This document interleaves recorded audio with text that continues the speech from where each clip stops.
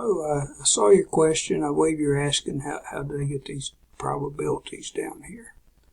So the data given below shows the number of overtime hours worked in 1 week per employee. Use the data to complete the parts here.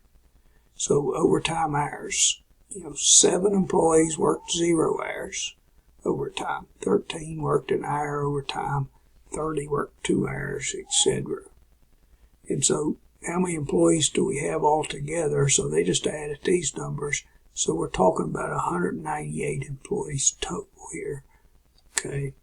Then they say probability, probability is 0.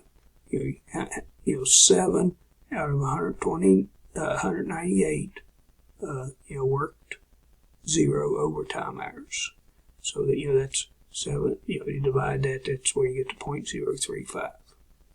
Then they want the probability, how many work just 1 hour.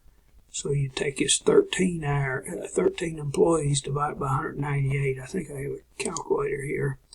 You take 13 divided by 198.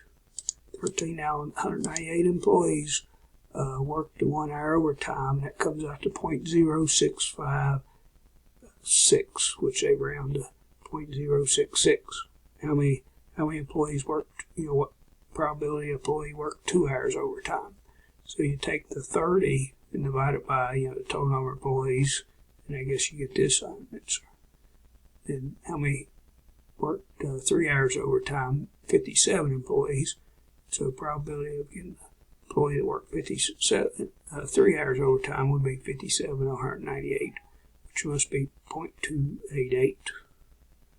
So it's just each of these numbers divided by a total number of employees. And that gives you this row here. And you want to round to 3 places. Hope that helps.